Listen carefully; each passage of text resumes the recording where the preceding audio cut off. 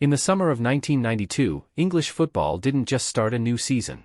It tore up its own rulebook. For over a century, the top tier of English football had been called the First Division, part of the Football League, a structure that had governed the English game since 1888.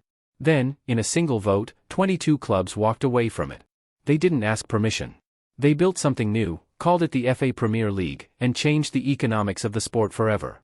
This is the story of how money, television, and ambition collided to create the Premier League, and how a separate, almost forgotten European competition was reborn alongside it to become the Champions League.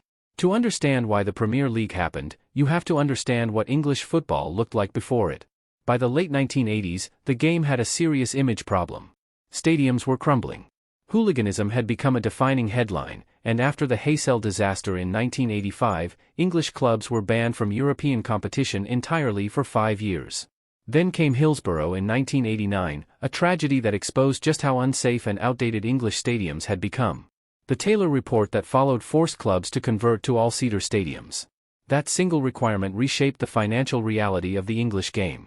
Standing terraces that once packed in tens of thousands of fans for the price of a few pints were being replaced by seats, and seats meant fewer fans per match, but each one paying significantly more. Clubs needed new revenue streams to survive the transition, and the old Football League structure, where gate receipts and TV money were shared fairly evenly across all 92 clubs from the top flight down to the bottom of the pyramid, simply wasn't built to generate that kind of money. The big clubs looked at that revenue-sharing model and saw a problem. Liverpool, Manchester United, Arsenal, Tottenham, these were the clubs filling stadiums and driving television interest, yet under the old system, a huge chunk of any TV deal got redistributed down to clubs in the lower divisions who contributed almost nothing to that audience. The biggest clubs in the country were effectively subsidizing everyone else. So they did something simple but radical. They proposed breaking away from the Football League entirely, forming their own division, and negotiating their own television rights, keeping the vast majority of the money for themselves. The Football Association, the governing body of English football, actually backed the breakaway. The FA had its own reasons. It had long resented the power the Football League held over the national team and the wider structure of the game, and a new top flight under its own umbrella gave it a way to claw back influence. With the FA's blessing, the 22 First Division clubs voted to resign from the Football League in 1992 and form the FA Premier League. But a breakaway league needs money to actually mean something. And that's where television entered the picture in a way that changed everything. For most of English football's history, TV coverage had been handled by the BBC and ITV, broadcasters who treated football as just one programming line item among many, and who paid accordingly modest fees for the rights. Then a relatively new satellite broadcaster called Sky, fighting to establish itself and desperate for a flagship product that could justify the cost of a satellite dish in someone's living room, made an audacious move. Sky, led by Rupert Murdoch's media empire, outbid the BBC and ITV combined, agreeing to pay around £304 million over 5 years for exclusive live rights to the new Premier League. At the time, that figure was almost unthinkable for domestic football rights. It was roughly 4 times what the previous deal had been worth. That single contract restructured the entire economics of English football. Sky needed the Premier League to succeed in order to sell subscriptions, so it marketed the league relentlessly, slick graphics, dramatic build-up music, the phrase, "a whole new ball game," plastered across every promo. The Premier League wasn't just a rebranded First Division anymore. It was being sold as an entirely new product, and the clubs were getting paid like one. The first ball of the new Premier League era was kicked off on August 15, 1992, when Sheffield United hosted Manchester United. Brian Deane scored the league's first ever goal within the first few minutes. Nobody in that stadium fully grasped what they were watching: the birth of a competition that would eventually become the richest domestic football league on the planet, broadcast in over 200 countries, generating billions of pounds in television revenue every single season. Now, while English football was busy reinventing itself domestically, a parallel transformation was happening across Europe, and it actually has a longer history than most people realize. The idea of a European club competition dates back to 1955, decades before the Champions League name existed. It was the brainchild of a French sports journalist named Gabriel Hannot, who worked for the newspaper L'Equipe. Hannot had grown frustrated watching English newspapers crown Wolverhampton Wanderers as the unofficial champions of the world after a few high-profile friendly wins against continental opposition. He argued that without a structured, proper tournament against Europe's best, that title meant nothing. So Hannett and his colleagues proposed a continent-wide knockout competition between domestic league champions. UEFA, the governing body of European football, picked up the idea and launched it as the European Champion Clubs Cup in the 1955-56 season, known simply as the European Cup. For decades, the European Cup ran as a straightforward single-elimination knockout, open only to the champion of each domestic league. It built an extraordinary legacy. Real Madrid won the first 5 editions in a row.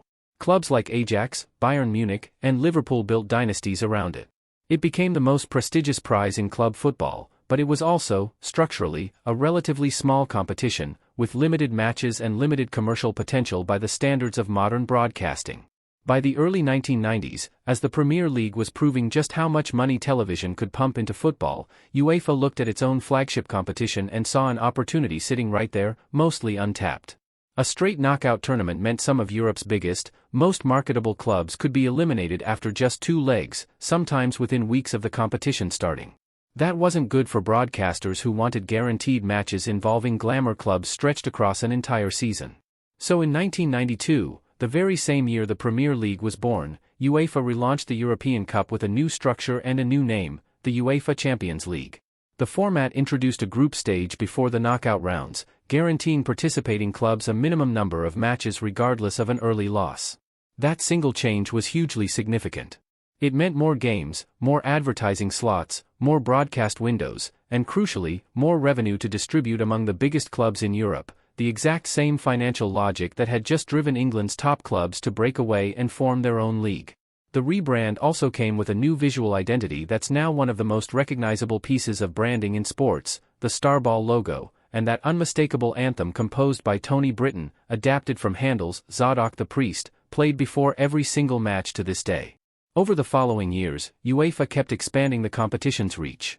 Eligibility grew beyond just domestic champions to include multiple qualifiers from the strongest leagues, ensuring that Europe's wealthiest and most popular clubs had more chances to participate even in years they didn't win their domestic title. It was a deliberate move to maximize the commercial value of the tournament, packing it with the biggest brand names in the sport as often as possible. So look at what actually happened in that single year, 1992.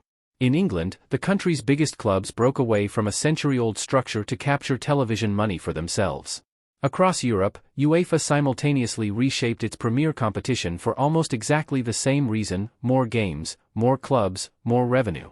2 separate institutions, on 2 different stages, reaching the identical conclusion at the identical moment. Football's biggest clubs and competitions needed to be restructured to capture the value that television was suddenly willing to pay for. That wasn't a coincidence. It was the same financial pressure expressing itself twice. The Hay-Sell ban had been lifted. Stadiums were modernizing under safety reforms. Satellite television was hungry for premium content nobody else could offer. And the clubs with the biggest names and the biggest fan bases finally had the leverage to demand a bigger share of a pie that was about to grow enormously. More than 3 decades later, the results of that single year are almost impossible to overstate. The Premier League is broadcast around the world and its current television deals are worth billions of pounds. The Champions League final is one of the most watched annual sporting events on the planet, and its prize money alone can be worth tens of millions of pounds to a single participating club. What started as 22 English clubs voting to walk away from their own league, and a European competition getting a new name and a group stage, became the financial engine that defines modern football. The game on the pitch hasn't fundamentally changed since 1992.